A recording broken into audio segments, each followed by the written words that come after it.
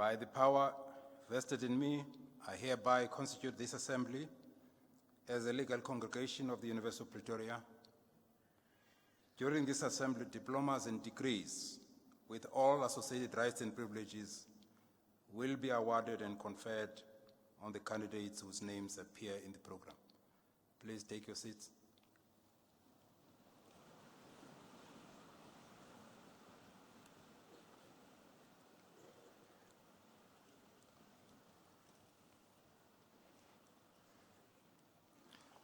Ladies and gentlemen, may I request you to join us in silent prayer or meditation to give thanks for the achievements of our students.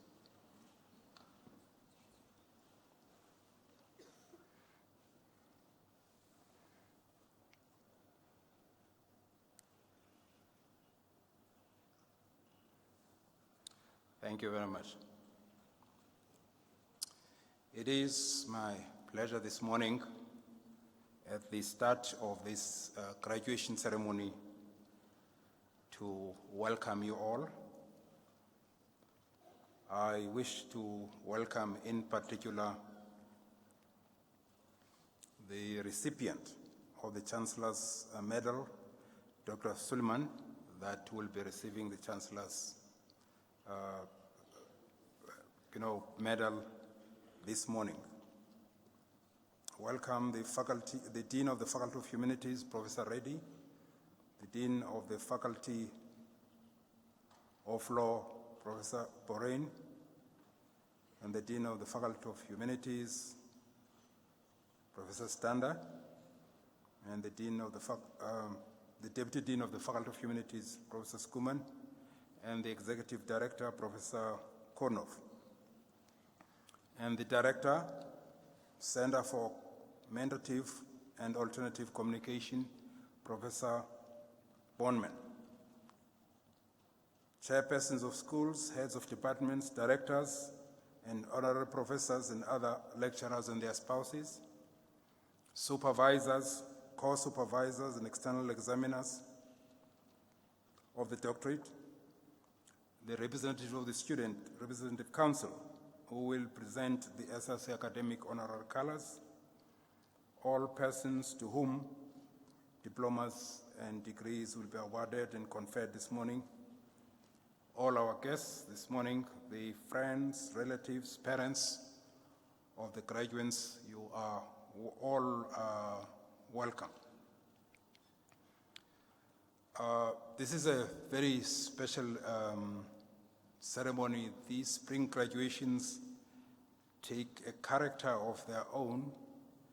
One is the more than usual participation by the faculty members in the procession. It really makes a very good impression and really a very good sense. One feels very good when he sees the commitment they have to education, and the fact that they take the time to come and celebrate not only their achievements, but primarily the achievements of our graduates who are receiving their degrees this morning. We really appreciate the turnout. And as a person who's a little bit removed from university, who's in the community out there, I take this opportunity also to reassure you how much education is valued, how much we appreciate the sacrifices that the academics make, and of course, how much we appreciate the time that you invest the best years of your life to get senior degrees, especially when you go all the way to get your PhD. It's highly appreciated. We as society, we may not always show how much pride we take in counting how many of our citizens get their doctorates compared to other countries in the world.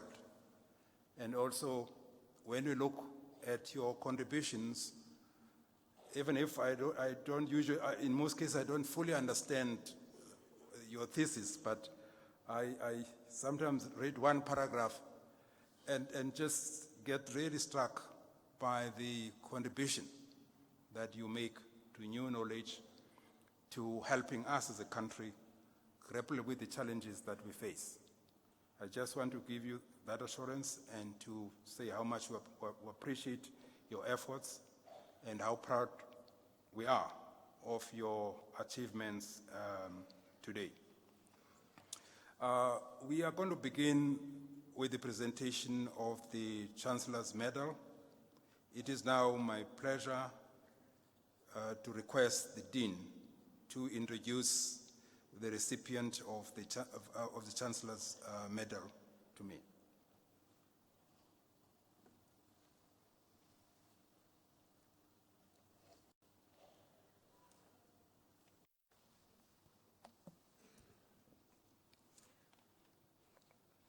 Mr. Chancellor, I have the honor to introduce you to Dr. Imtiaz Ismail Suleiman for the presentation of the Chancellor's Medal.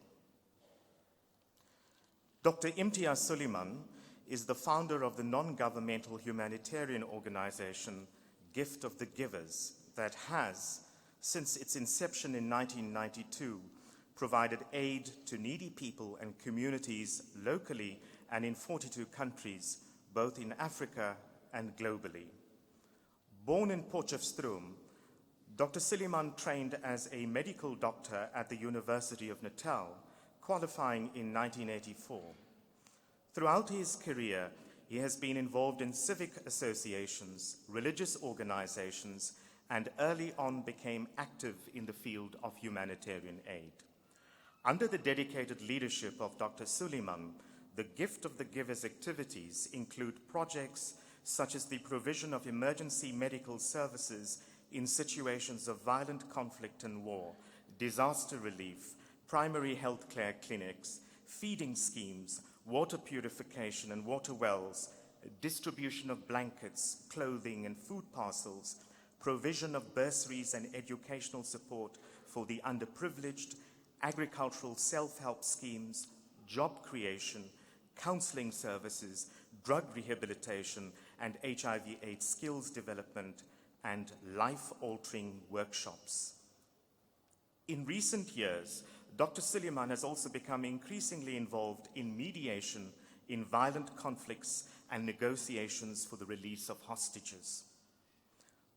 Through his work, Dr. Suleiman contributes daily to the international ideal of pursuing peace, security, and human dignity. He works tirelessly and fearlessly to provide relief to people caught up in the scourge of war and national disasters, regardless of who these people are and where they suffer. Dr. Suleiman is the personification of the ideal South African identity, someone who has committed his life and profession to the improvement of the human condition. He serves as an example of the extent to which education, together with a principled stance, can make a difference in the lives of thousands of people who are entangled in dehumanizing and life-threatening circumstances. Dr. Suleiman personifies the values and ideals of community engagement, integrity, and social justice in a visible manner and on a daily basis through his civic commitment, which transcends the barriers of race, religion, class, nationality, and geography. Dr. Suleiman serves as an inspiration to all of us, showing through his life's mission and work what it means to be truly human. Mr. Chancellor, I request you to present the Chancellor's Medal to the candidate. I hereby present the Chancellor's Medal to Dr. Imtiaz Ismail Suleiman.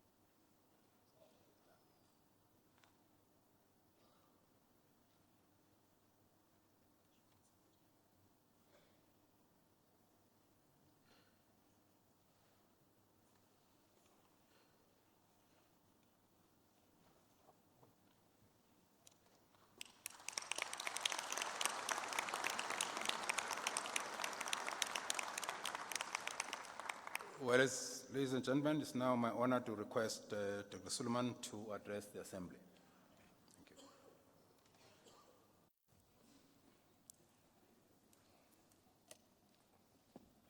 The Chancellor, Deans, Deputy Deans, Principal, members of Senate, staff, Dr. Reddy, Professor Maxis Kuman, who did the citation for me, the Faculty of Humanities and Faculty of Law, thank you very much for nominating me for this Chancellor's Medal. I'd like to go back and first congratulations to all the students and to your parents for what you've achieved. Your achievement could never be without the hardship, the dedication, and the struggle of your parents. And before I actually start with what I'm going to say, I'd like students to remember, because many of us, once we get to the high life, we get our degrees, we make progress, many of us forget where we came from. We forget the struggle of the pensioner old lady, the granny who took care of 7 and 8 children, who gave up her pension money so that you could be here to study or go to school. We get caught up in the materialistic life. We forget our values. We forget our systems, and it's only about chasing material values, and we forget all the principles and values. All the education, all the technology, and all the learning in the world is useless if we lose our values, our social virtue, and our selfless service, especially to parents, kith and kin, neighbors, and the communities where we come from. So don't forget where you come from.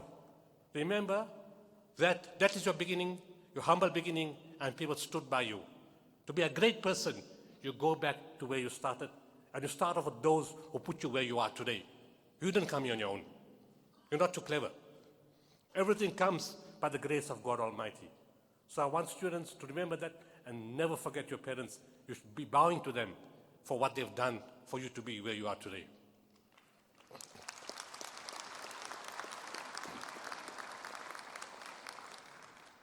And what I'm going to say, we will learn the principles and values of life.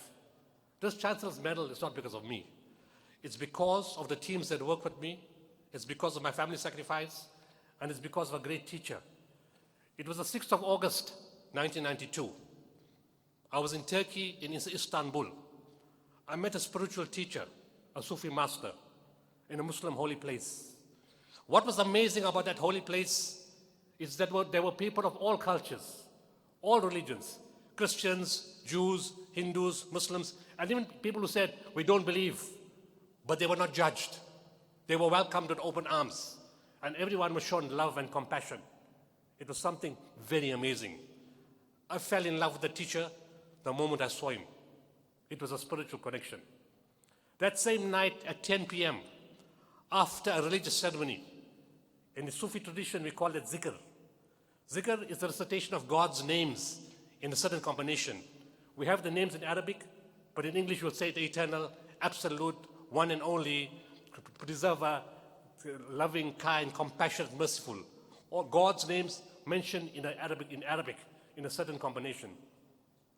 After that ceremony, the teacher looks across the room at me. Whilst he's connecting with my eyes and my soul, he's connecting upwards also. So I can see that whilst he's looking at me, he's somewhere else at the same time. He tells me in fluent Turkish, and I don't understand a word of Turkish. But I understood every single word that he said. And he said, my son, I'm not asking you. I'm instructing you to form an organization. In Arabic, the name will be Waqful Waqifin. Translated, it means gift of the givers. You will serve all people of all races, of all religions, of all colors, of all cultures, of all classes, of any geographical location, and of any political affiliation.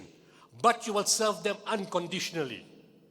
You will not expect anything in return, not even a thank you. In fact, in what you're going to be doing for the rest of your life, expect to get a kick up your back. If you don't get a kick up your back, regard that as a bonus. He said, serve people with love, kindness, compassion, mercy, and remember, the dignity of man is foremost. So if someone is down in the ground, don't push him down further. Hold him and lift him up. wipe the tear of a grieving child, say words of good counsel to a widow, or caress the head of an orphan. It's free. It doesn't cost anything. Provide food to the hungry and water to the thirsty. And in everything that you do, be the best at what you do. Not because of ego, but because you're dealing with human life, human suffering, and human emotions. How would you like somebody to respond to you if you were on the other side in that position? If you can honestly answer that question, then you would know how to serve people. He went on to say, Khairun nas man yanfa'un nas. Translated meaning, best among people are those who benefit mankind. And he repeated it 3 times. He said, my emphasis is on the word mankind, not Muslim, not Arab, not Indian. You serve all of creation unconditionally. And then he went on to say, my son, remember the most important thing in all this. Remember that whatever you do is done through you and not by you. And everything in life you achieve is only by the grace of God Almighty and not by our sheer genius. Because even that is given by Him. We cannot manufacture that. That's the most important lesson you need to learn in life, brothers and sisters. And then he went on to say, now go back to your country. This is an instruction for you for the rest of your life. And that's how it started. I just mentioned 2 or 3 projects. The first project is related directly to the city. In Roseland, there's a company called Afrit van der Wetering Engineering. I went to Turkey at the time of apartheid. We were prejudiced. Black against white, Christian against Muslim. We were in different areas. Our minds were blocked. Everybody didn't like everybody. But when I went there and I saw people of all religions harmoniously getting along with each other, the blocks were removed. And I came back to South Africa and I found Johan van der Wetering, Afrit Engineering. I said, Johan, we're going to build the world's first containerized mobile hospital to take it to the war in Bosnia. Because Johan had built a theater, an X-ray and a sterilization unit for Arms Corps. And I saw that at a show in August 92. And in November 92. And in 93, February, I said, we're going to build this for the war in Bosnia. We went around and I told Johan, I can't guarantee I'm going to pay you. I'm an NGO. We just started. We're not a business. So even if I give you the contract, you may make all the expenses, but I may not be able to pay you. He's a Christian, Afrikaner, white man.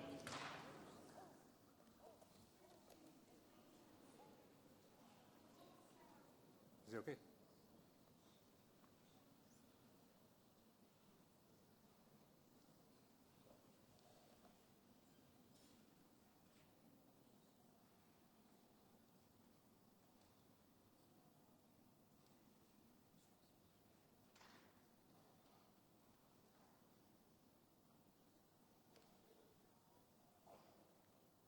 Okay, seems to be okay. It's a Christian, Afrikaner, white man talking to an Indian Muslim. And he tells me, my friend, if you have faith, the money will come. Remember, this is an apartheid area. We don't like each other.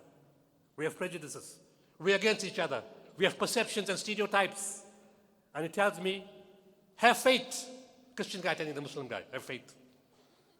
And I said, Johan, but I have an obligation to pay you. He says, my friend, I know you will pay me. But if you cannot pay me, this gift is from me to you. We need to open our minds. We need to remove the blinker visions. And in that spirit, we went and we built the world's first containerized mobile hospital in South Africa, in Pretoria. And people don't believe in Africa. Africans don't believe in Africa. We don't believe in Africa. We want to look into the north for everything. We don't believe in ourselves, in our skills, and our gifts. But we built the world's first containerized mobile hospital in South Africa, in Africa, and we took it to Europe. And in Europe, what did they say? When CNN filmed the hospital, it said the South African mobile hospital is comparable to any of the best hospitals in Europe. That was in 93. Engineering of South Africa. Skills of South Africans, products of this university and other universities in this country. Ladies and gentlemen, take your studies seriously. We make an impression in the world wherever we go because of our skill and our commitment, and one more other great gift that we have that many people don't have. We have the spirit of Ubuntu. When South Africans go across, you know what they tell us? When we touch the patients, when we examine the patients, we carry the patients and we kiss them. You know what many people tell us? You know what the other teams that come here? They stand far. They don't come near us. They're afraid to touch us. What kind of a people are you? Not only did you examine us, you hug us, you kiss us, you wipe the nose of the dirty baby, and you show love and compassion. What kind of a people are you? There's two more stories I'd like to finish. I'm giving you in short. The one was in 2005, again related not only to this city, but specifically to this university. October 8, one of the biggest earthquakes ever hits Pakistan, 9.0 on the Richter scale. It doesn't wipe out one city. An earthquake normally wipes out one city. It wiped out an entire region, from Rawalpindi to Islamabad to the Kashmir border. The whole northwest frontier province was gone. 400 villages were affected. People sank into the ground. We took the teams across to Pakistan. The Pakistan military came to me. And you think the Afrikaners are verkrampt. The Pakistani army is more verkrampt than the Afrikaners. He looks at me, the military comes to me, and he says, do you mind not going to the earthquake? So I said, fine. We won't go to the earthquake. My team said, what did we come for? I said, you don't understand what this man is saying. I said, can you give me a hospital in Rawalpindi where we can treat the patients? The military guy looks at me. He says, you understand? I said, of course I understand. So they asked, what is he talking about? I said, what the man is telling you, that everybody is dead. Everything is destroyed. Everything is gone. There's nothing you're going to do in the mountains. We can only send teams to stabilize those who are alive and come back to Rawalpindi and treat them in this hospital. They gave us the cantonment hospital of Rawalpindi. When I walked inside, there was a smell of gangrene. Children were on beds with no water, no IV lines, stinking, no parents, no family, no food for 2 or 3 days. Kids lying in disastrous condition and needing amputation. And I asked the military guy, is this a killing field? What is this? He looked at me. He was shocked. The superintendent of the hospital said, we were shutting this hospital down. We can't use it. I said, you guys are crazy. There's nothing wrong with this hospital. If I give you a shopping list, can you bring this for me in 24 hours? They said, yes, we will do it. In less than 24 hours, a South African team converted a hospital that was closing into a 400-bed emergency hospital, where we did 75 operations a day and saved countless lives in the Pakistan earthquake. When there was no equipment, when there were no proper drills, orthopedic drills, the medical teams walked forward. The Afrikaner guy said, "Die boer maak 'n plan." And they found a way of getting with a Black and Decker drill, doing orthopedic procedures. And because of that, the Pakistani government gave us the Presidential Award, the only organization in Africa to get that. But there was something more significant than that. I told you I'm going to relate something to this university. In December, around Christmas time, a lady from this university called Karina Extian, physiotherapist, gave up her religious time in Christmas. Christian lady, went to Pakistan, a Muslim country. She's a specialist in physio, in spinal rehab. And she went and gave 3 to 4 weeks of her time as a volunteer in Pakistan. She had the skill, she had the Ubuntu, she didn't worry about stereotypes, she had compassion, she didn't worry about color, culture, religion, or class, and she came from this university. And when she finished off, many people were walking. And when she left, the patients cried, the families cried, the doctors cried, and even the military cried. Ladies and gentlemen, we South Africans can do great things across the world. We need to believe in ourselves, give freely, have the spirit of Ubuntu, and give all the values that the university teaches us. Go and study further. Be the best at what you can be, but not for yourself. For your family, for your community, for your villages, for your country, for the continent, for the world, and for God Almighty. Thank you very much.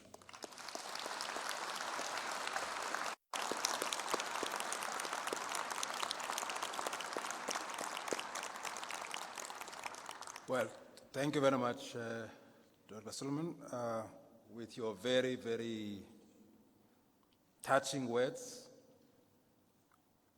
with the very inspiring role that you have played and that your organization is playing. Thank you also for just touching our own consciences about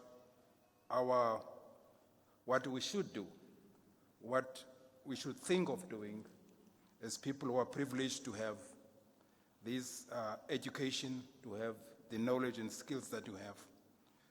We thank you for your association with the University of Pretoria, and we sincerely hope that this association will continue, and we wish you the very best in the good work that you are doing, and that you will continue to receive the kind of support that is necessary for you to reach out to the vulnerable and the needy. Thank you very much, and everything of the best. Let's give him another round of applause.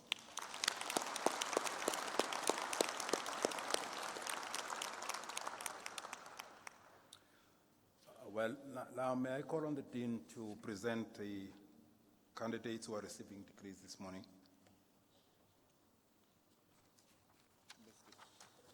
Mr. Chancellor, the supervisors will now introduce the doctoral candidates.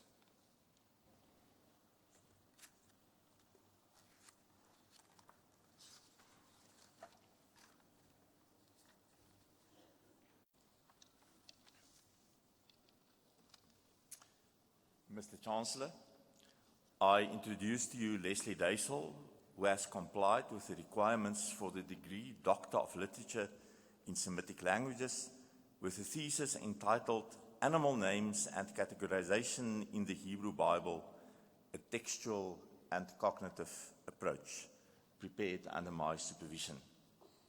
In her thesis, the promovenda investigated animal names in the Hebrew Bible. Centering on a corpus linguistic analysis of every word for an animal or type of animal used within the text, the thesis provides insight on the methods and paradigms of categorization used by the ancient Hebrews and on previously unknown aspects of their worldview. The discipline of cognitive linguistics, in particular the prototype theory of categories, was used to interpret the various types and levels of animal classification. A theory on spatiality as the main basis for classification was developed, and new light is shed on a wrongly undervalued theory of cleanness and uncleanness.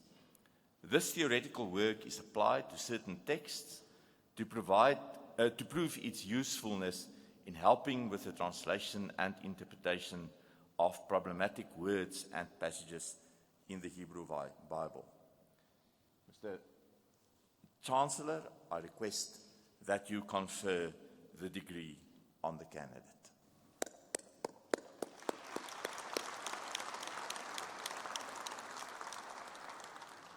I hereby confer the degree Doctor of Literature on Leslie Francis Daisel with all associated rights and privileges. Congratulations.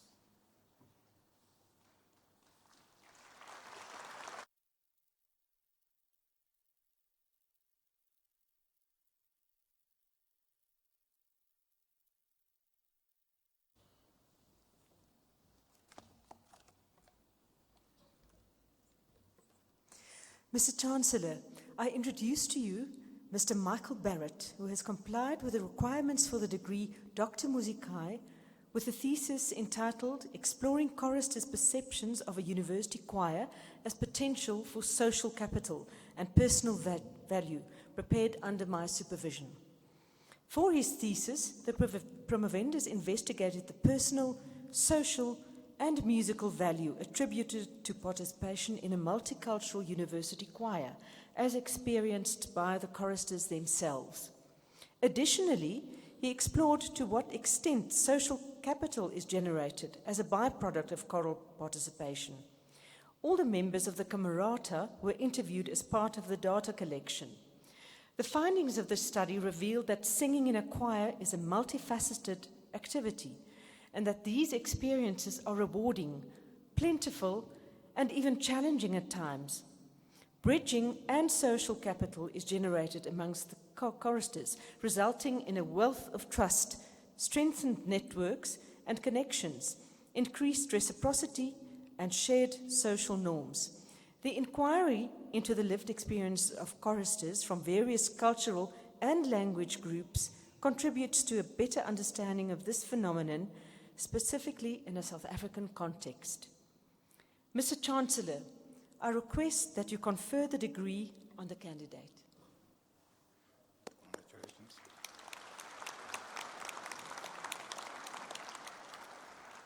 I hereby confer the degree Doctor of Music on Michael Joseph Barrett with all associated rights and privileges.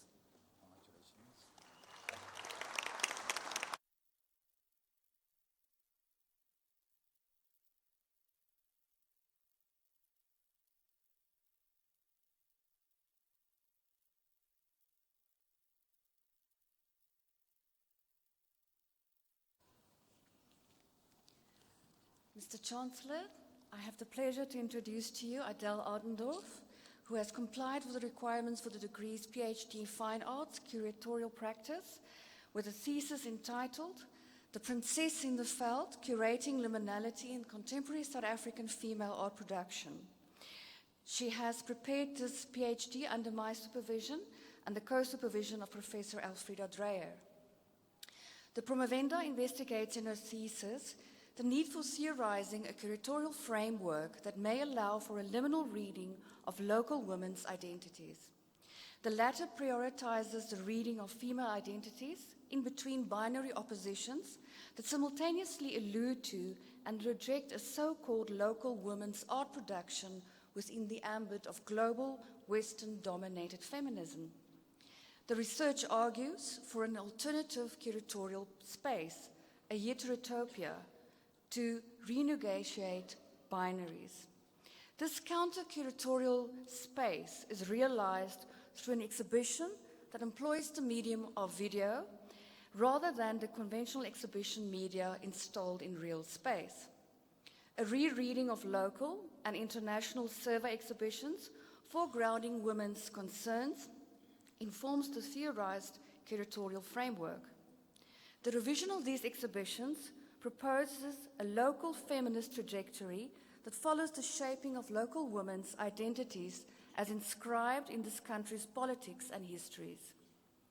Local post-African female identity is underlined as liminal and in flux to allow for an inclusive, extended understanding of women while explicating the South African multicultural dispensation wherein the post-African woman operates. Mr. Chancellor, I request that you confer the degree on the candidate. Congratulations.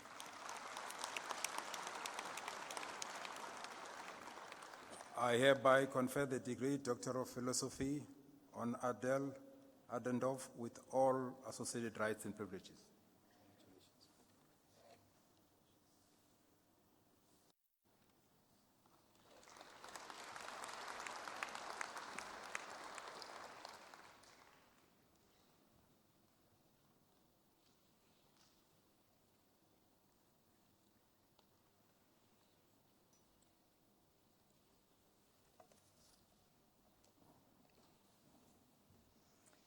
Mr. Chancellor, I introduce to you Muketsi Emmanuel Musola, who has complied with the requirements for the degree Doctor of Philosophy, Human Movement Science, option Sport and Recreation Management, with a thesis entitled The Business of Sport Towards a Viable Business Model for the Management of Professional Football in Africa, prepared under my supervision.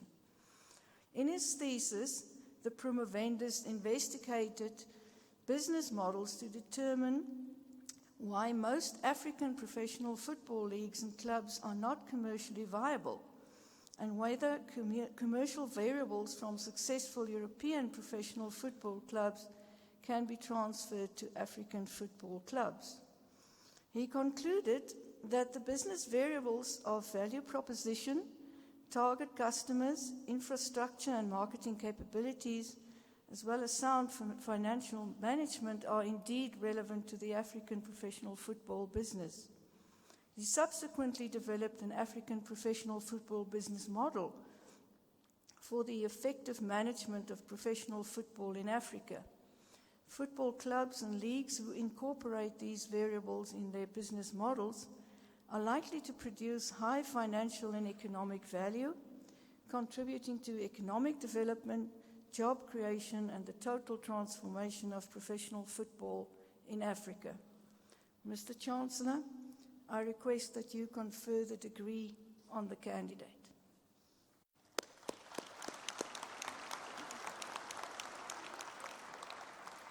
I hereby confer the degree Doctor of Philosophy on Moekezi Emmanuel Musala with all associated rights and privileges. Congratulations.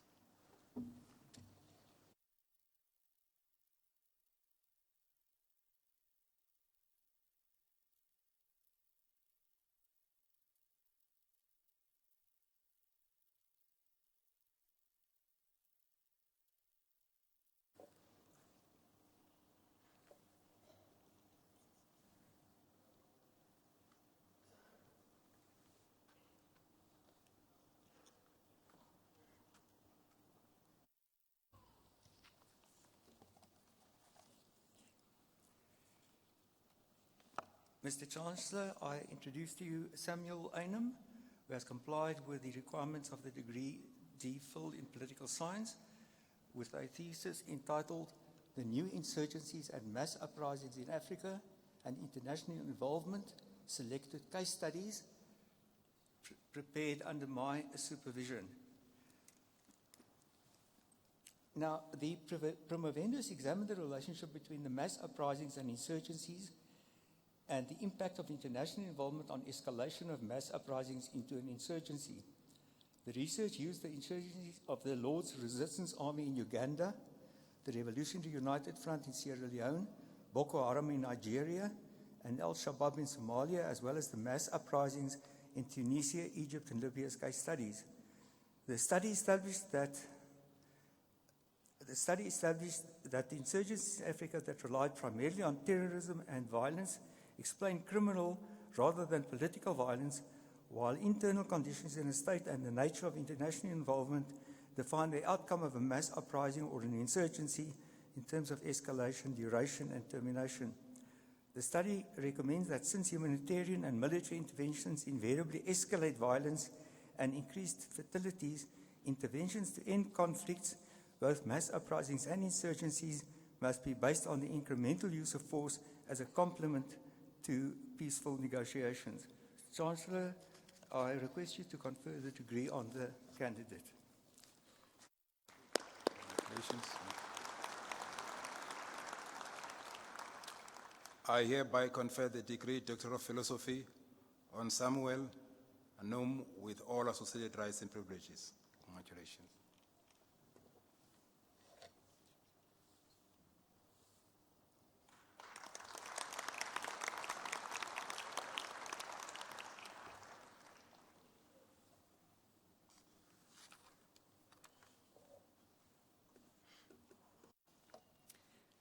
Mr. Chancellor, I introduce to you John Doyle, who has complied with the requirements for the degree Doctor of Philosophy, with a thesis entitled, What Does It Mean to Be Human?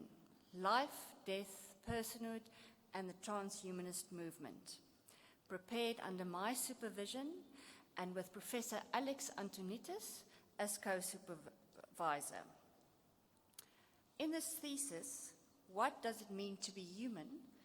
Life, Death, Personhood, and the Transhumanist Movement, the promovendus addressed various aspects of the question, what does it mean to be human? Approaching the issue from biological, philosophical, and ethical perspectives. The emphasis falls on the philosophical and ethical implications of the transhumanist movement. Transhumanism is an intellectual movement that affirms the possibility and the desirability of fundamentally improving the human condition through applied reason, especially by developing and making use of widely available technologies to eliminate aging and to greatly enhance human intellectual, physical, and psychological capacities. The contribution of this thesis lies in its critical consideration of the far-reaching philosophical implications of transhumanism and how we conceive of personhood.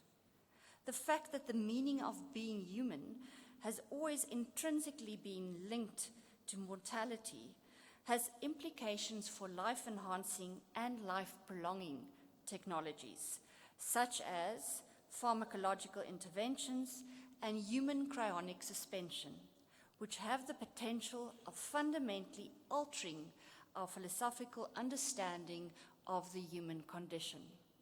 Mr. Chancellor, I request that you confer the degree on the candidate.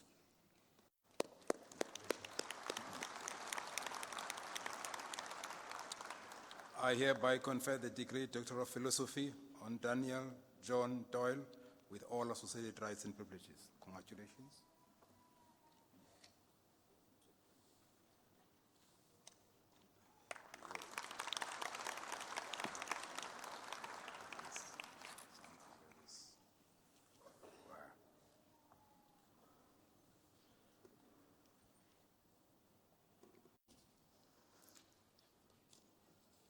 Mr. Chancellor, I introduce to you Andre Reynaud Letape, who has complied with the requirements for the degree Doctor of Philosophy with a thesis entitled Evaluation of the Soul City HIV and AIDS Social Intervention Program for the Youth in the Northern Cape, South Africa, prepared under my supervision and with Dr. Stefan Geyer as co-supervisor. In his thesis, the promovendus evaluates the content, implementation, and applicability of the Soul City HIV and AIDS Social Intervention Program for the youth in the Northern Cape from an ecosystems perspective. Few social intervention programs with this focus have undergone such rigorous evaluation, highlighting the gap and the need to evaluate the extent to which programs are applicable to the youth in the Northern Cape. Factors contributing towards the rising HIV prevalence amongst the youth were explored and described. The program content and implementation was found to be relatively effective and applicable. Program guidelines will ensure relevance and enhance social intervention programs for the youth regarding HIV and AIDS in the future, in line with the ecosystems perspective, the principles of program evaluation, the National Strategic Plan, as well as the National Developmental Plan of 2030. Mr. Chancellor, I request that you confer the degree on the candidate.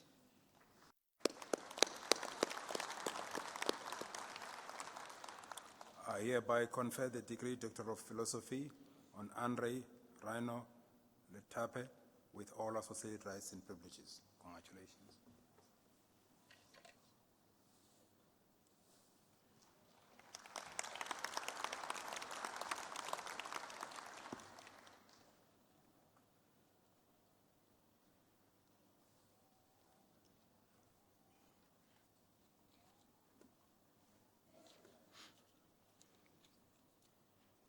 Mr. Chancellor, I introduce to you Mr. Erasmus Masatera, who has complied with the requirements for the degree Doctor of Philosophy, with a thesis entitled A Critical Analysis of Distributive Justice in Zimbabwean Land Redistribution, making use of the capability approach and entitlement theory to formulate a land-based compromise, prepared under the supervision of Professor Arons Wolf with myself as co-supervisor. Erasmus Masatera's thesis is a novel contribution within the field of social and political philosophy, particularly to the philosophical discussion on land redistribution in Zimbabwe. The research suggests the establishment of a land-based compromise in order to resolve social difficulties related to the question of land in Zimbabwe. In this study, he articulates the view that the problems related to land can best be resolved through social processes that involve the local communities in which these difficulties are situated. In proposing such a philosophical approach to a specific social reality, his thesis considers a range of factors involved, including the historical, political, and economic. This research proposes an understanding of the land problem in Zimbabwe and possible solutions that are people-driven and applicable to the people themselves. By so doing, the ideas of inclusion, recognition, and working together are enhanced and promoted. Mr. Chancellor, I request that you confer the degree on the candidate.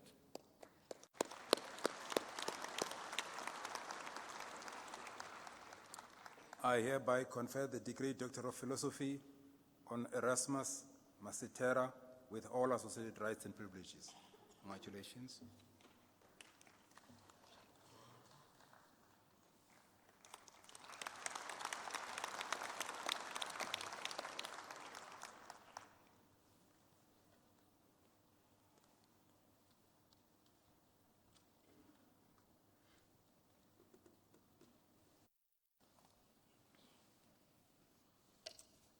Mr. Chancellor, I introduce to you Ms. Tendai Tredamsindo, who has complied with the requirements for the degree Doctor of Philosophy in Archaeology with a thesis entitled Space, Water and Social Formation, Modeling Spatial Processes at the Ancient City of Great Zimbabwe, prepared under my supervision. In her thesis, the promovenda examines the centrality of water in the everyday running of the ancient city of Great Zimbabwe. Through the use of GIS-based hydrological models, the study provides insights into the presence of water management and water engineering at Great Zimbabwe.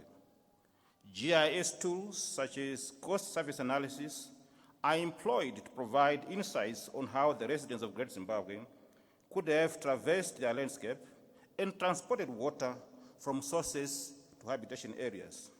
She argues that availability of water at Great Zimbabwe was a contributing factor in the sustenance of the ancient city. Overall, she makes a case for the need to view ancient cities as lived spaces and not just as abundant ones. Mr. Chancellor, I request that you confer the degree on the candidate.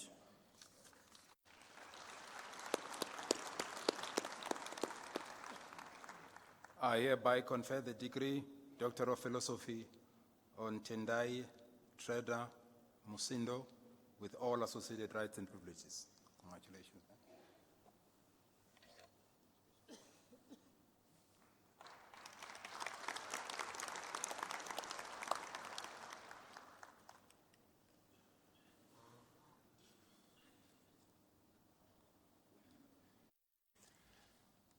Mr. Chancellor, I introduce to you Omotayo Eduo Oke Oweye, who has complied with the requirements for the degree of Doctor of Philosophy in Social Anthropology, with a thesis entitled Textiles, Texts and Symbols, Women Dyers and Symbols in the Indigo Textile Dyeing Production Process in Oshobo, Nigeria, prepared under my supervision.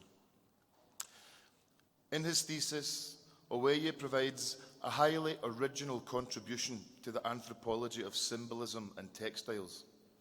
Based on extensive participant observation in the Oshobo region of Nigeria, the work details the ways in which the practice of indigo textile dyeing amongst Yoruba-speaking women is symbolic of social and sexual reproduction. The thesis charts the ways in which this practice has changed over time, reflecting fluctuating social, political, and economic dynamics. This work is a significant contribution to the emerging field of decolonized anthropological knowledge, both in the ways in which it applies African philosophical approaches to the ethnographic data, and also in the way in which it puts Yoruba ontological understandings at the centre of the analysis. Mr. Chancellor, I request that you confer the degree on the candidate.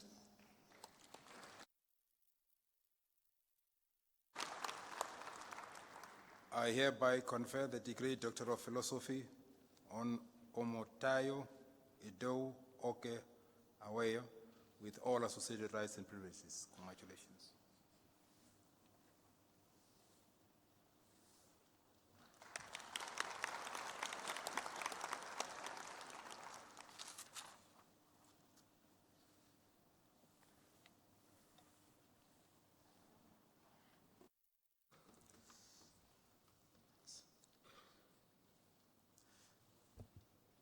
Mr. Chancellor, I introduce to you Mr. Luis Andres Lanchos Pereira, who has complied with the requirements for the degree of Doctor of Philosophy with a thesis entitled Spanish as a Foreign Language at University Level, the Role and Use of Language Learning Strategies by Absolute Beginners, prepared under my supervision.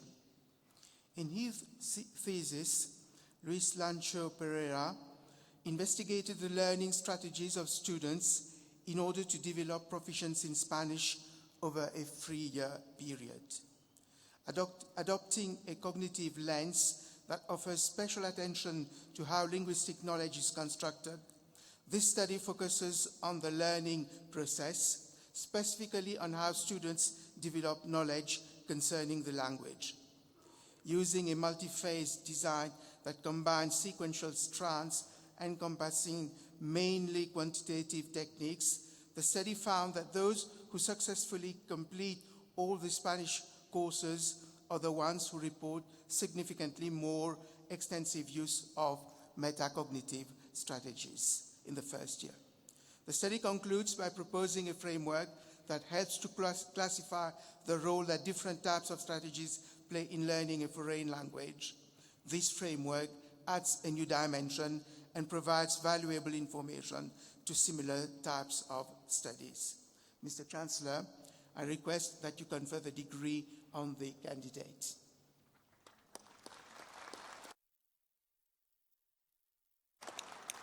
I hereby confer the degree Doctor of Philosophy on Luis Enrique Lancho Pereira with all associated rights and privileges. Congratulations.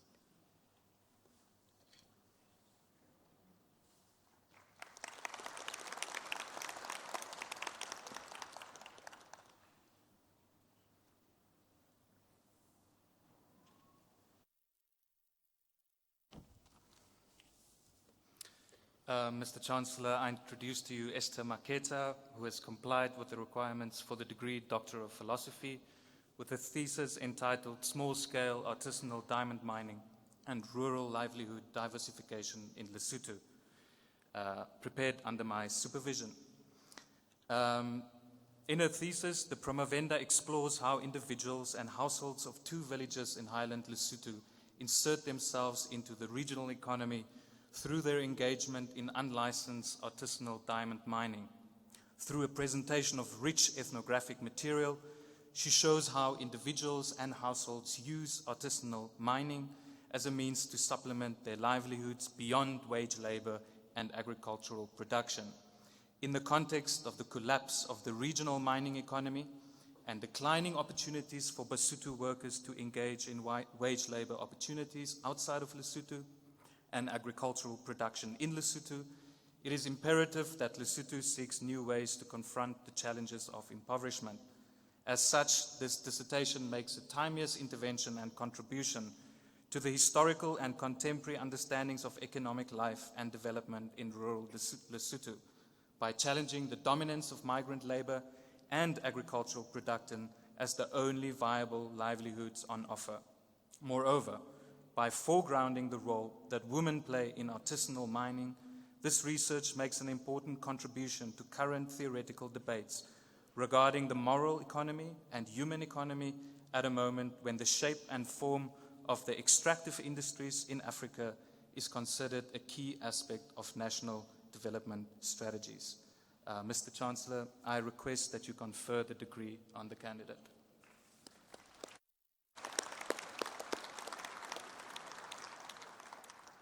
I hereby confer the degree Doctor of Philosophy on Esther Maketa with all associated rights and privileges. Congratulations, man.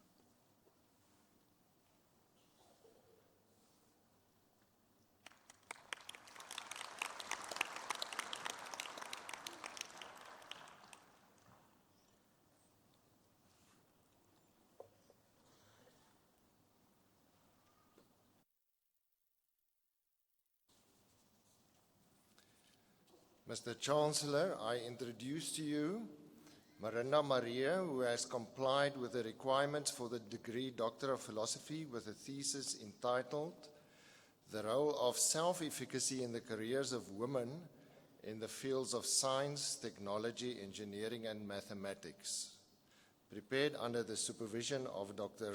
Nicoline Coetzee. In her thesis, the promovenda investigated the role of self-efficacy in the career trajectories of women who are currently employed in STEM fields and women who had studied in these fields but either never worked in STEM or decided to leave at some stage. The assumption was that women remain in STEM careers because of the motivational effect of STEM self-efficacy. The study found that passion for, focus on, enjoyment of science and satisfaction with STEM careers provide an emotional source of self-efficacy enhancement.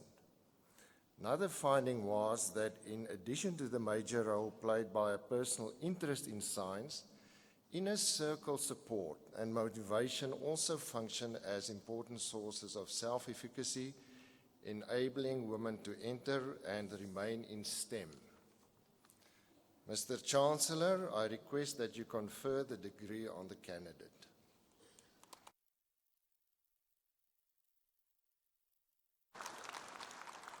I hereby confer the degree Doctor of Philosophy on Marinda Marie with all associated rights and privileges. Congratulations.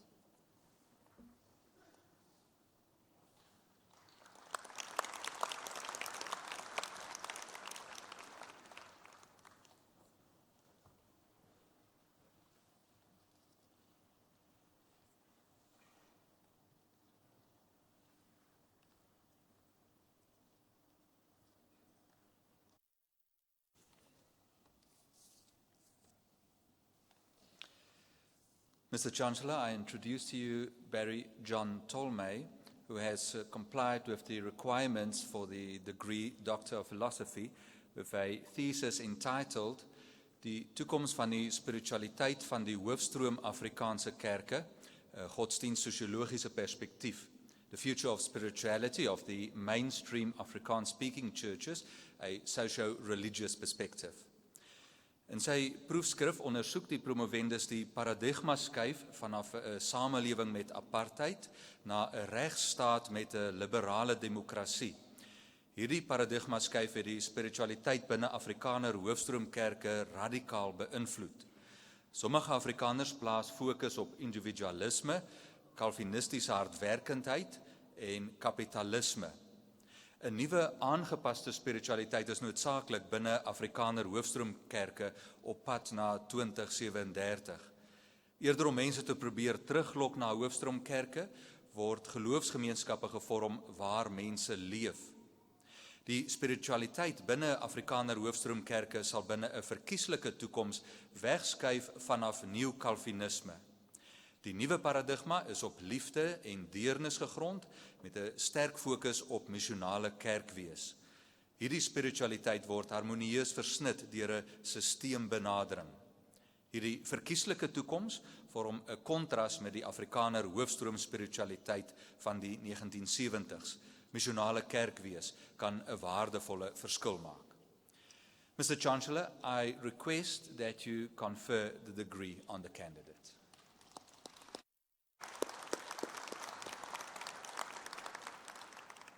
I hereby confer the degree Doctor of Philosophy on Barry John Tolmay with all associated rights and privileges. Congratulations.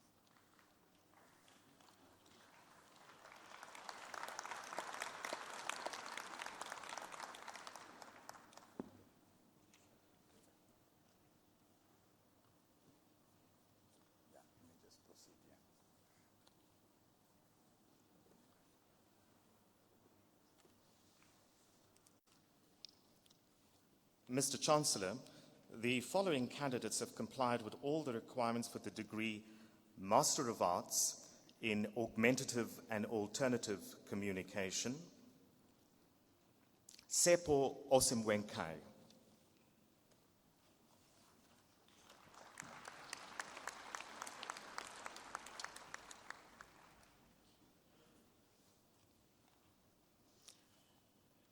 Nicola Soa with distinction.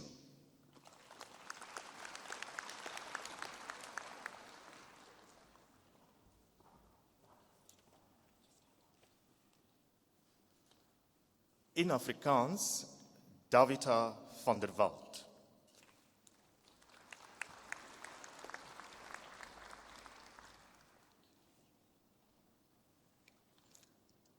Lorraine van der Westhuizen with distinction.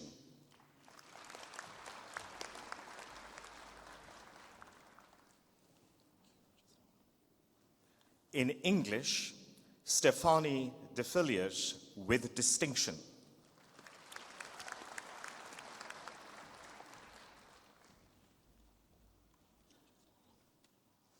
Marguerite de Waal with distinction.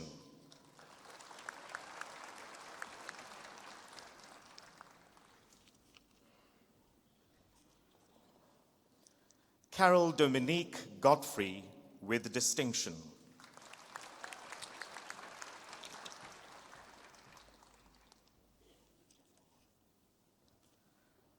Johanna Lombard.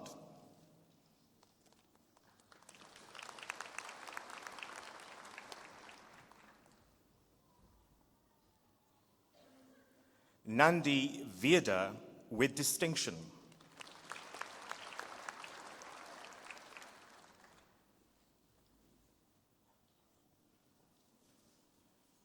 In philosophy, Petrus Delport with distinction.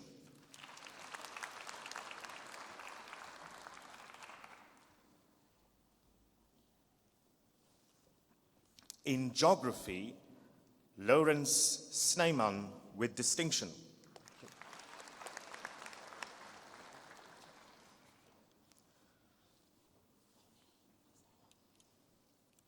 In clinical psychology, Amanda Duplessis.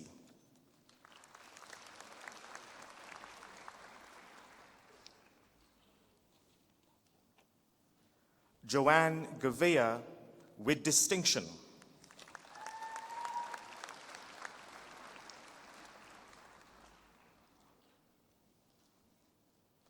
Pagate Makanya.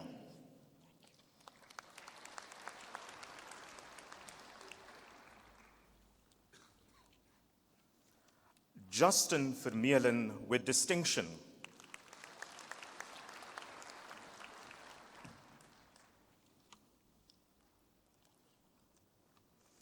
In research psychology, Lise Marie Besson with distinction.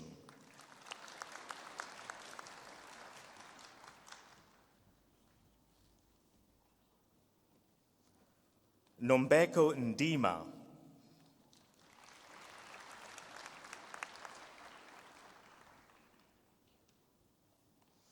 Annick van Zyl.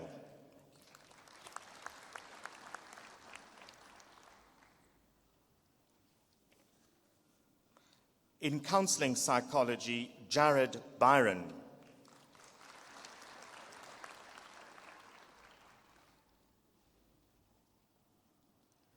Stefania Romanini.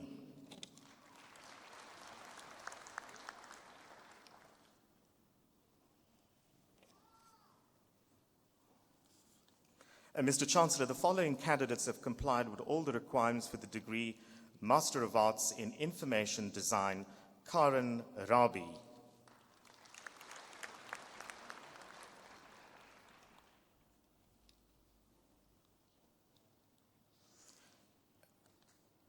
Mr. Chancellor, the following candidates have complied with all the requirements for the degree Master of Arts in Fine Arts, Zelda Stroud, with distinction.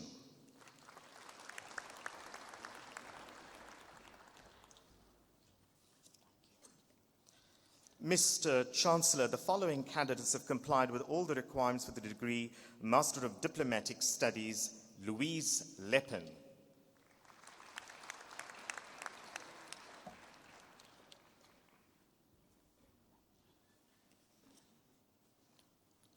Mr. Chancellor, the following candidates have complied with all the requirements for the degree Master of Historical and Cultural Studies in Heritage and Cultural Tourism, Marianne Kahuno.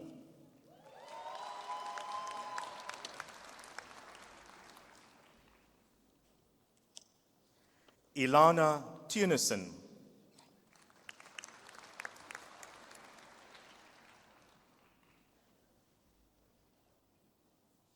Victoria Ann Verkerk.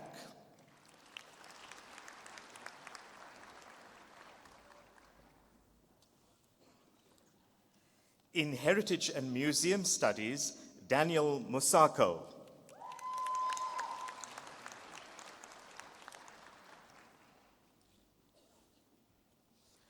In History, Jacobus Bothma with distinction.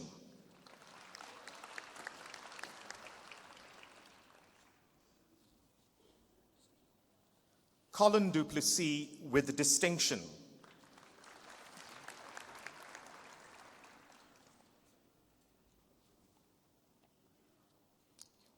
In Cultural History, Mirinda van der Nest.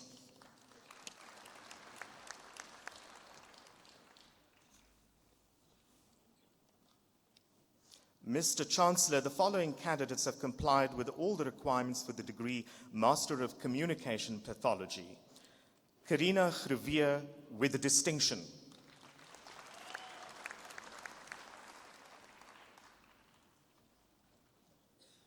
Caitlin Pike with distinction.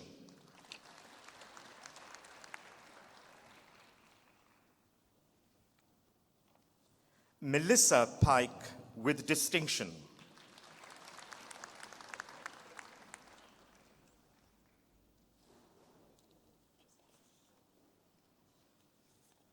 Mr. Chancellor, the following candidates have complied with all the requirements for the degree Master of Music in Music Therapy.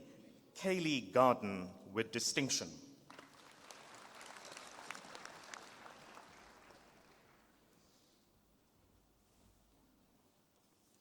In Musicology, Amore Duplessis with distinction.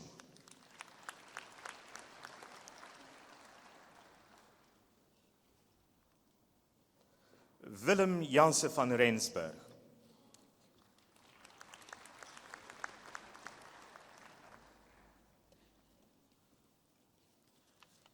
In Performing Art, Nelmarie Rabi.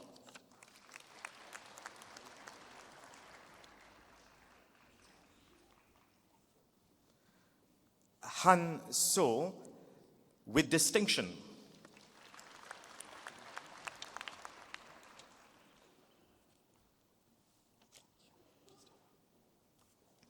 Mr. Chancellor, the following candidates have complied with all the requirements for the degree Master of Social Work in Healthcare. Karina van Zyl with distinction.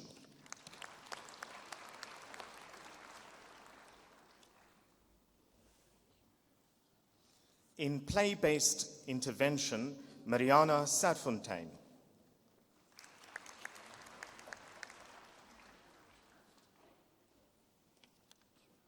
In Employee Assistance Programs, Shlobakazi Galeni.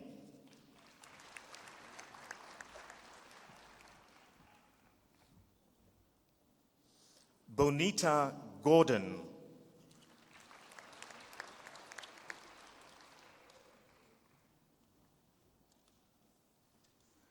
Sina Tabane.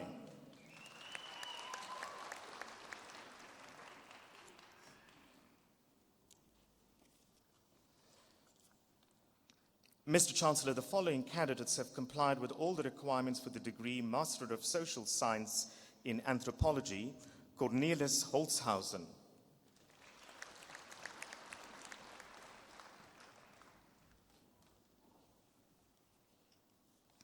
In Industrial Sociology and Labor Studies, Liesel Dentlinger.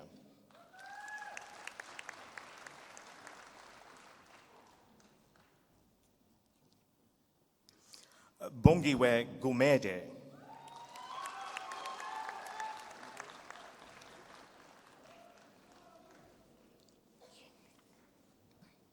In Employee Assistance Programs, Chantal Ndiamba.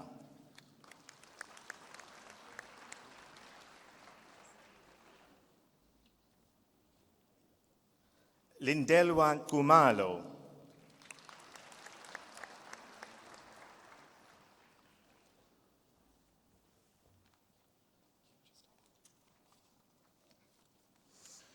Mr. Chancellor, the following candidates have complied with all the requirements for the degree Bachelor of Arts. Catherine Bauer.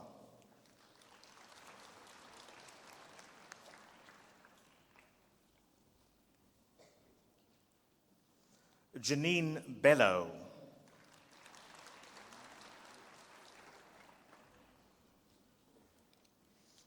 Cassia Brits.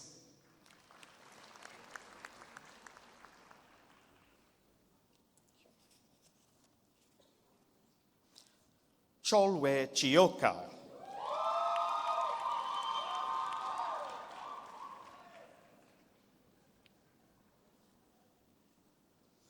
Monet Erasmus.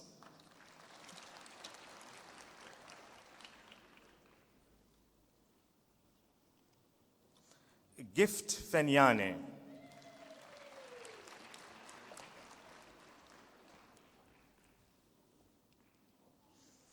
Petri Greef.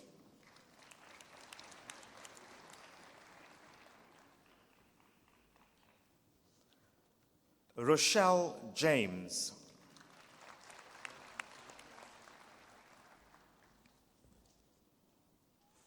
Edgar Jones.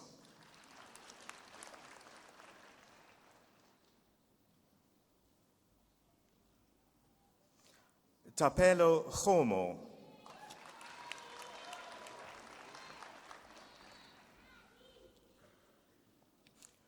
Nico Kleinhans.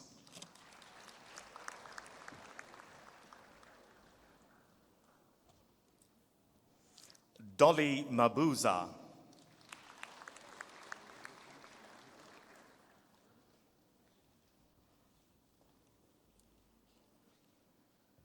Tabiseng Malaka.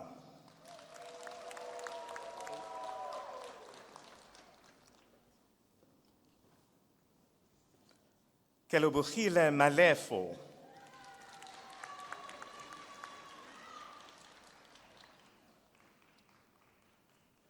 Charlotte Masetla.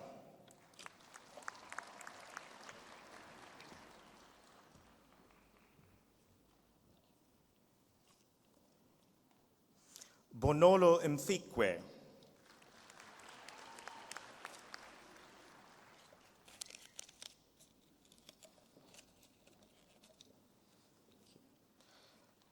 Marcia Mureriwa.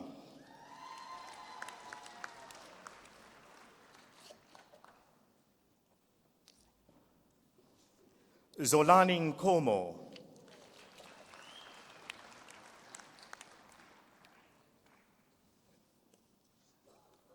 Marco Shawe.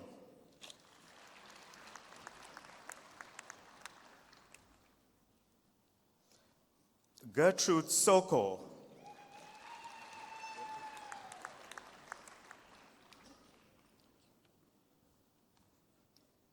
Ian Stewart.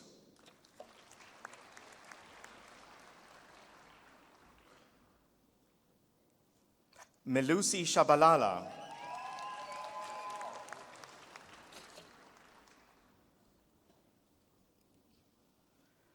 Gert van der Vijver.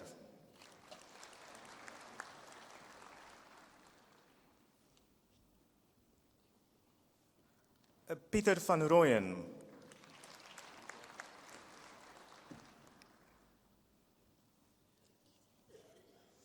Mariska Venter.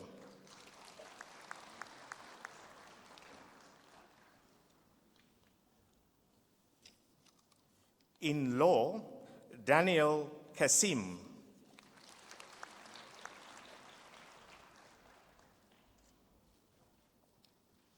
Riadri de Klerk.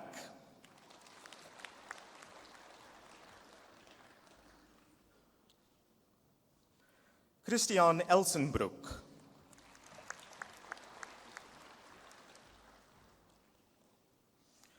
Dorothea Koen.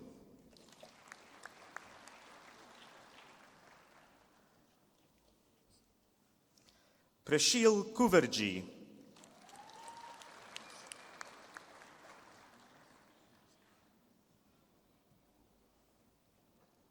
Sefolgatsa Magonwa.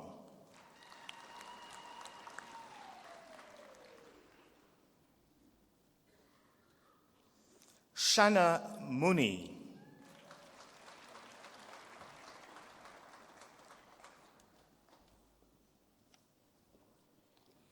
Raymond Nell.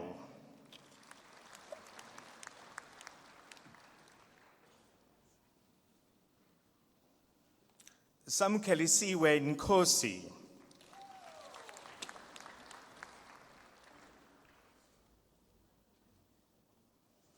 Seinwin Rickers.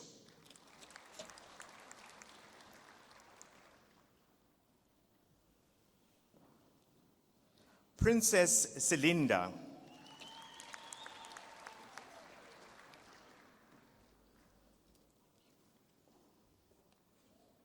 Marina Walton.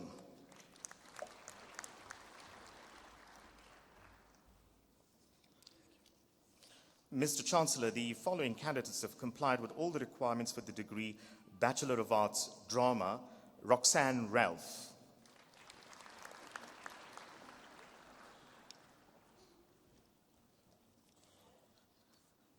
Mr. Chancellor, the following candidates have complied with all the requirements for the degree Bachelor of Arts, Human Movement Science. Jacinta Jubb.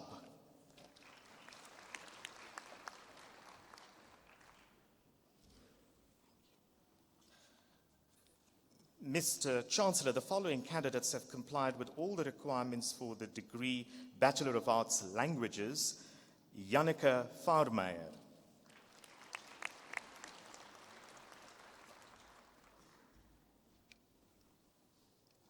In English Studies, Alicia Meyring.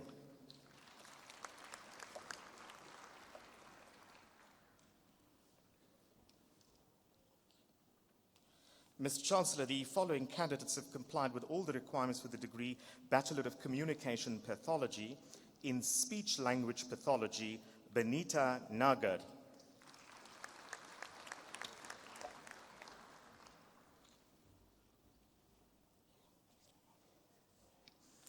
Mr. Chancellor, the following candidates have complied with all the requirements for the degree Bachelor of Music. Udo Akpan.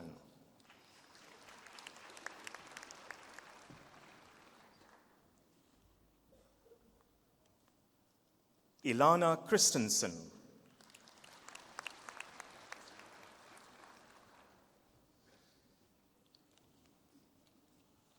Mr. Chancellor, the following candidates have complied with all the requirements for the degree Bachelor of Social Work. Innocent Longwe.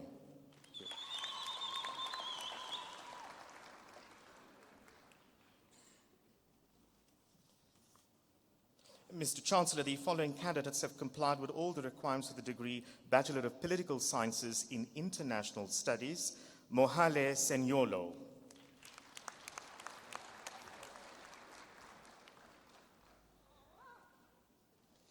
Tabang Vilakazi.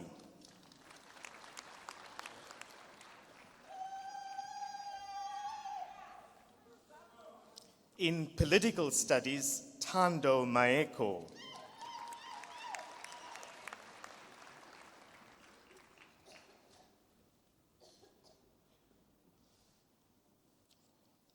Ashley Museka.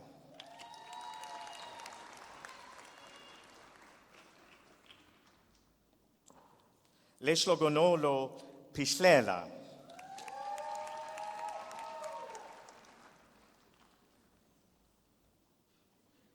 Notabiso Vilakati.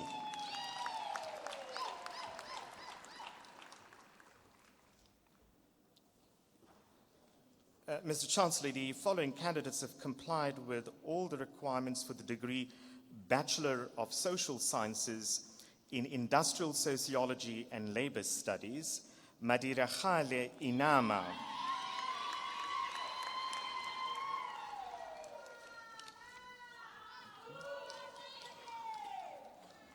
Mr. Chancellor, the following candidates have complied with the requirements for the degree Bachelor of Sports Science. Dylan Brown.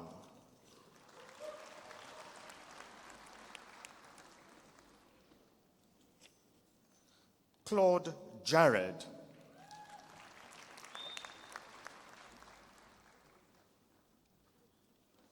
Garon Lowe.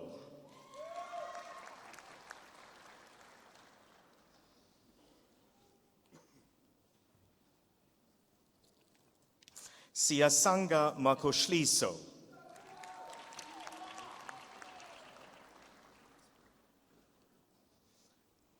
Zanemarie Pinar.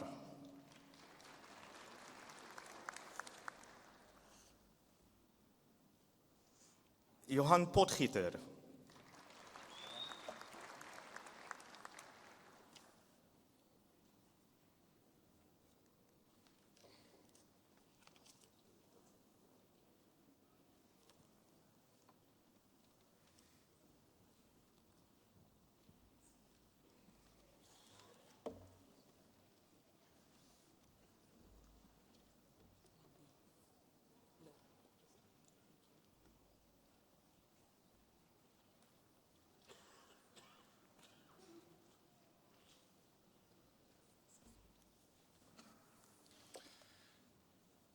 Mr. Chancellor, the supervisors will now introduce the doctoral candidates of the Faculty of Law.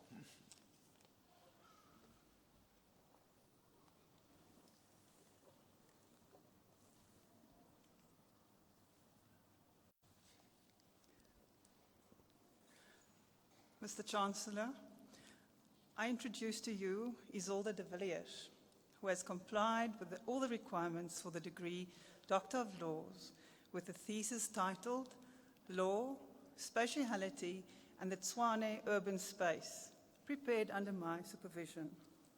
In her thesis, the candidate investigated the relationship between law and space. The broad research problem concerned the lingering effect of law on spaces. With reference to theories on spatial justice and feminist geography, she argued that the relationships produced by law persist long after the laws that created these relations have been abolished, repealed, or fallen into disuse. The work looks at the continuations and the reproductions, but also the ways in which the everyday tactics of ordinary inhabitants disrupt these. The thesis contributes to the vocabulary of legal geography, law and space, law and architecture, the lawscape, and spatial justice from a post-apartheid South African perspective, and in particular from the vantage point of the city of Tshwane, Pretoria. Through a number of instantiations, the candidate showed that space is thoroughly gendered and calls for an acknowledgement of the ways in which unequal gendered spaces are produced and reproduced by law. Mr. Chancellor, I request you to confer the degree on the candidate.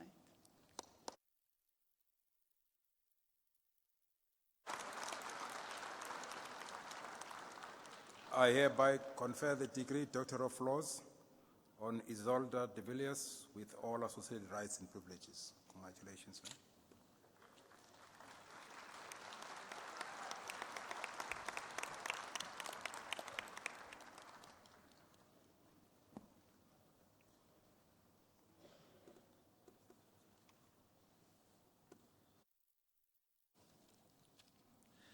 Mr. Chancellor, I'm happy to introduce you to Karika Fritz, who has complied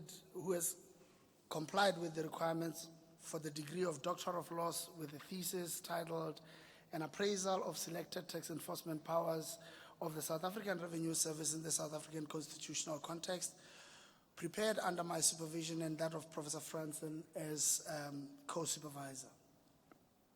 In her thesis, Karika Fritz investigated how a balance between SARS' important duty to collect taxes and its duty to respect taxpayers' rights can be achieved. She investigated whether SARS' powers to conduct searches and seizures to not suspend the obligation to pay taxes pending dispute resolution and to appoint third party on behalf of a taxpayer accord with the Constitution of the Republic of South Africa. Her research indicates that these powers do not necessarily conform to constitutional values and the fundamental rights contained in the Bill of Rights.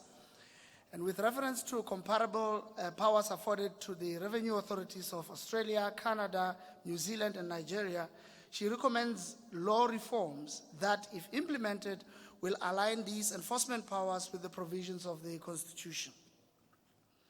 Mr. Chancellor, I request you to confer the degree on the candidate.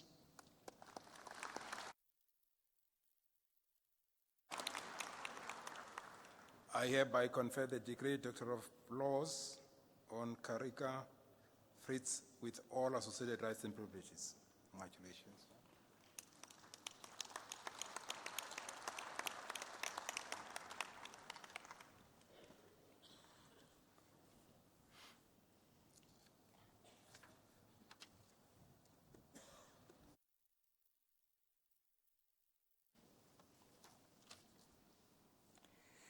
Mr. Chancellor, I introduce to you Rufaro Audrey Mavunga, who has complied with the requirements for the degree Doctor of Laws with a thesis titled The Prohibition of Child Labour in South Africa, Uganda and Zimbabwe, distinguishing permissible forms of child labour work from prohibited forms of child labour, prepared under my supervision. In her thesis, the promovenda examined the meaning of light work by children and how best it can be regulated in the selected countries so as to accommodate also access to education. Its originality lies in the manner in which it identifies permissible forms of child work, while clearly distinguishing it from unacceptable child labour as defined in international law. The thesis further investigated the extent to which South Africa, Uganda, and Zimbabwe complied with the child labour conventions to which they are part, prompts the reform or refinement of some laws relating to some of the worst forms of child labour within these states, as well as proposed practical ways in which states can effectively overcome the challenges they face in enforcing such laws. Mr. Chancellor, I request you to confer the degree on the candidate.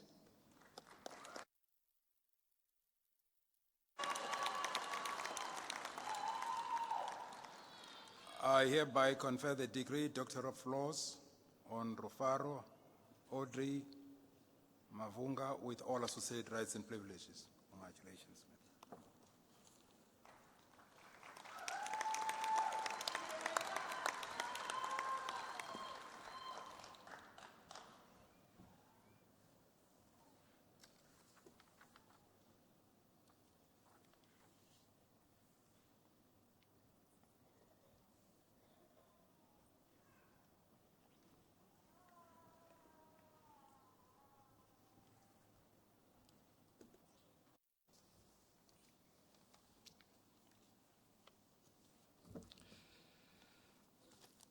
Mr. Chancellor, I introduce to you Oluwabunmi Lucy Niyi Gafar, who has complied with the requirements for the degree Doctor of Laws with his thesis entitled Adopting a Human Rights-Based Approach to Access to Water in Nigeria, Lessons from Selected Jurisdictions, prepared under the supervision of Professor Cook with Professor Olowu as co-supervisor. In her thesis, the promovenda conceptualizes a human rights-based approach to water. She argues that the Nigerian government supports the human right to water on the international stage, but has failed to maintain a legal and institutional framework that supports the right to water domestically. She proposes the recognition of the human right to water and the adoption of a human rights-based approach to water in Nigeria. She identifies comparators that have developed promising practices of a human rights-based approach to water with certain implications for Nigeria. She addresses the challenges of access to water from a human rights perspective, since Nigeria is a signatory to all the international instruments that recognize water as a fundamental human right. She makes recommendations to facilitate access to domestic water in Nigeria. Mr. Chancellor, I request you to confer the degree on the candidate.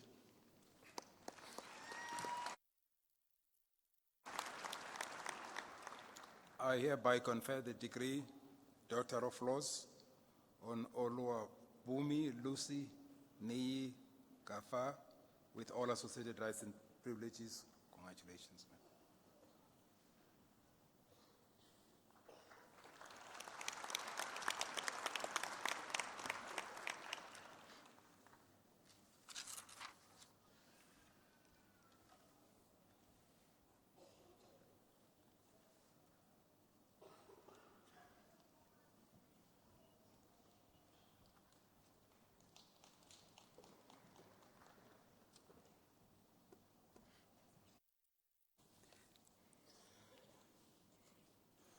Mr. Chancellor, I introduce to you Isaac Shai, who has complied with the requirements for the degree Doctor of Laws with a thesis titled The Quest for Radical Transformation and the Limits and Limitations of Law, prepared under my supervision.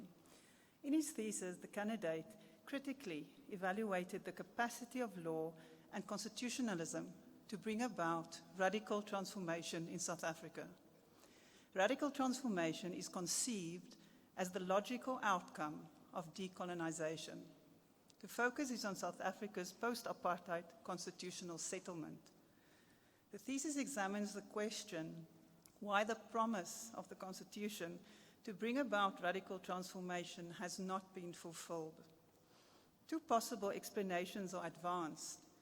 One is an argument that law as a system has limits and is therefore incapable of bringing about radical change. The other is that the constitutional project in South Africa suffers from limitations that stand in the way of radical transformation. The study involves an in-depth exploration of each of these two positions. The thesis contributes to the field of critical jurisprudence and legal theory, as well as current discourses on transformation. Mr. Chancellor, I request you to confer the degree on the candidate.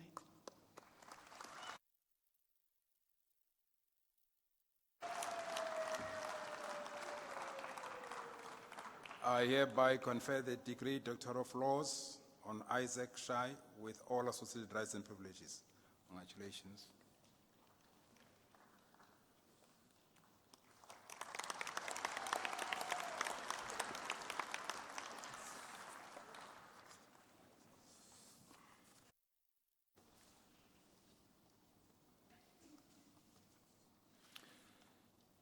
Mr. Chancellor, the following candidates have complied with all the requirements for the degree Master of Laws by Research. Johannes Lawrence with distinction.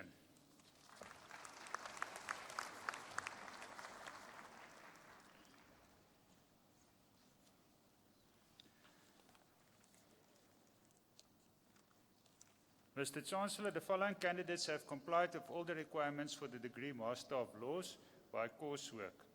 Okkert Blom with distinction.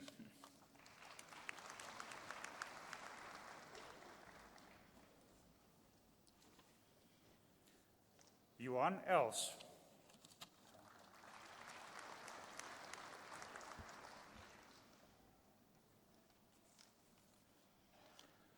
Lebabalo Yahia.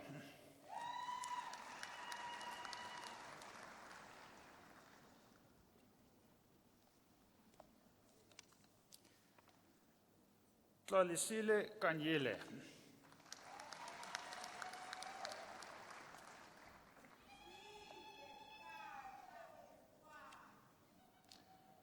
Fanny Molawutsi.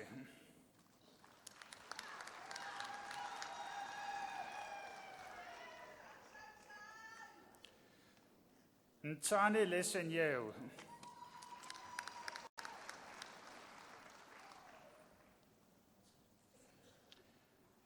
Paul Ezichukwu.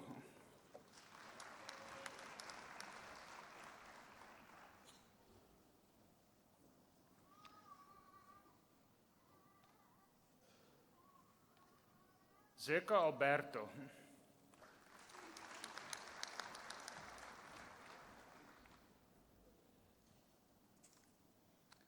Dion Hubert.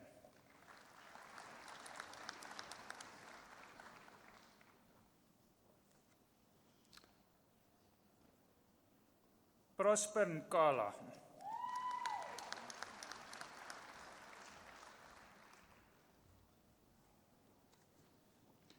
Salome Maimane.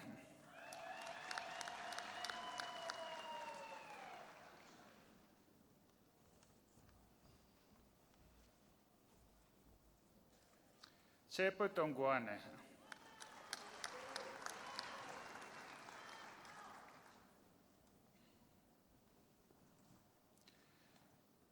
Kekantse Pele.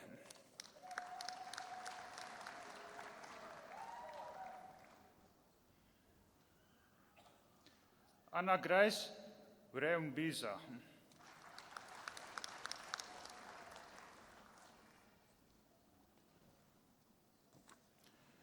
Nkwantaba Boshigo.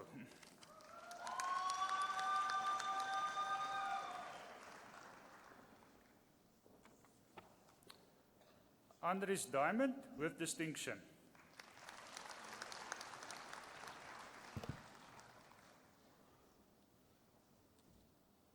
Moses Masuku.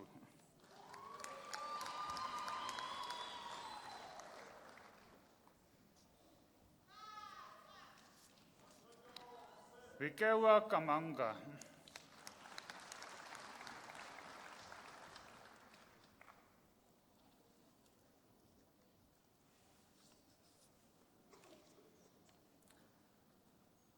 Mr. Chancellor, the following candidate have complied with all the requirements for the degree Master of Philosophy. Pritzman Mabunda.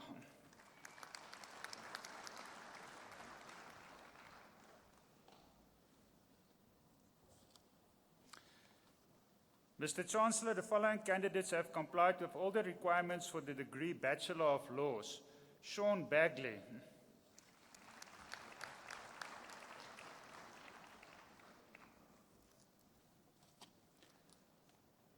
Kagontle Barnett.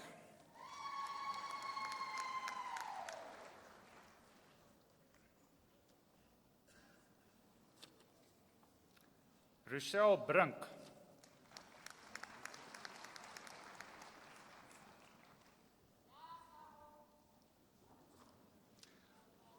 Opia Dapaichau.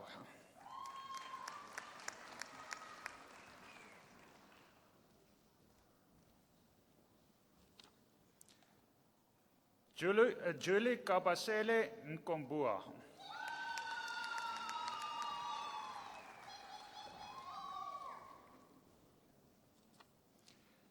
Tigaona Katuruza.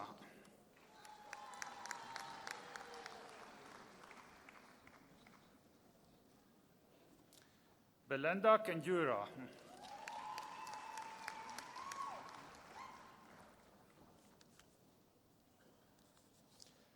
Jason Kitching.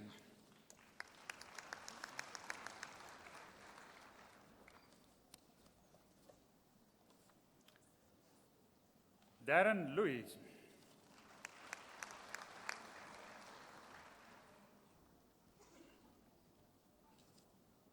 Sazi Mabaso.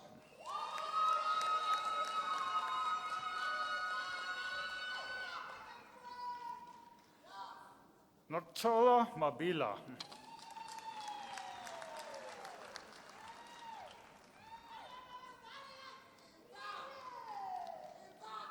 Muluri Maluleke.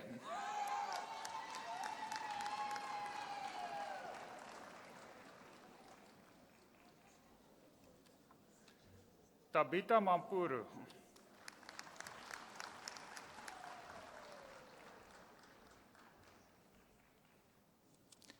Comfort Maranele.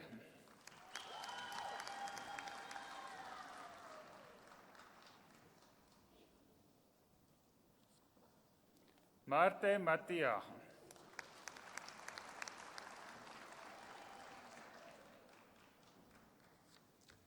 Matthew Moulton.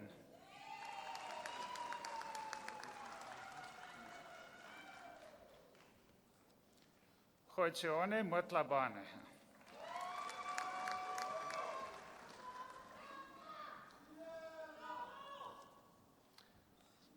Ruan Hollenby.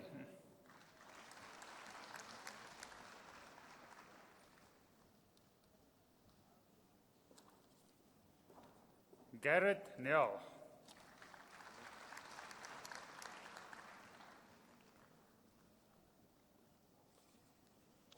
Sitembele Ndlovu.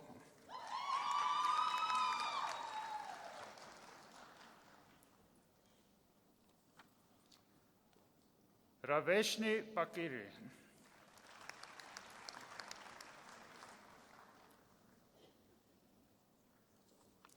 Zola Petse.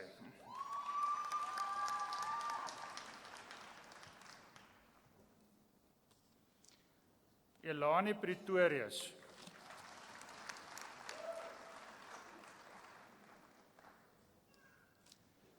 Frederik Prinsloo.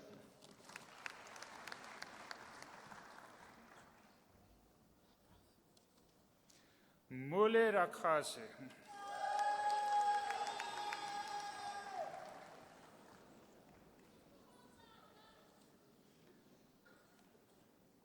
Kitso Rantau.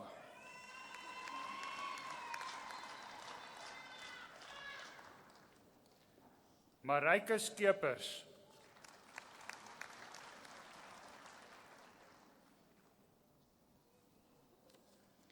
Caitlin Scott.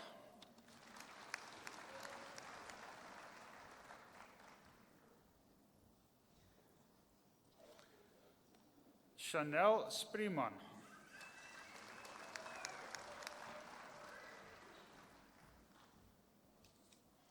Janay Strubel.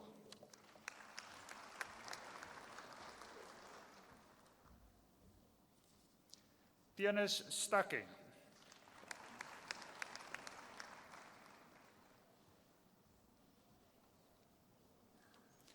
Sepiwe Tame.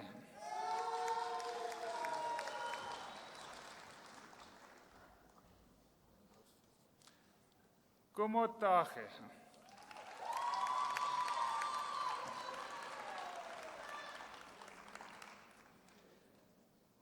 Becky Siswe Tanya Kwayo.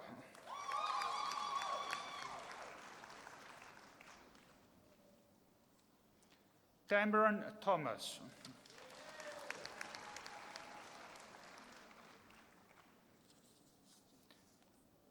Stefan Viljoen.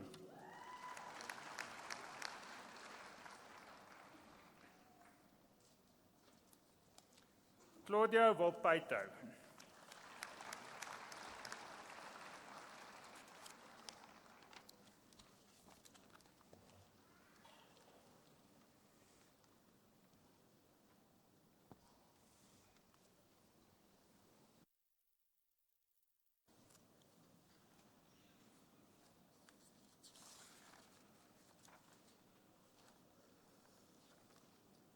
Well, ladies and gentlemen, we have now come to the end of the proceedings. Before we close, I wish to invite all present for refreshments afterwards in front of this building. You are all requested to stand for the singing of the national anthem and to remain standing until the assembly has been dissolved and the academic procession has left the auditorium.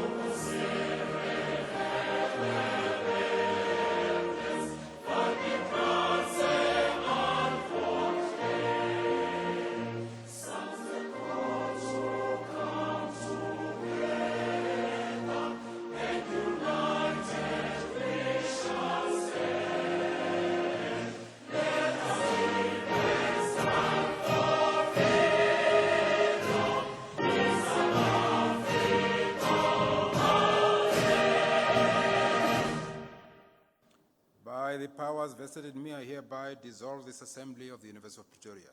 Thank you very much.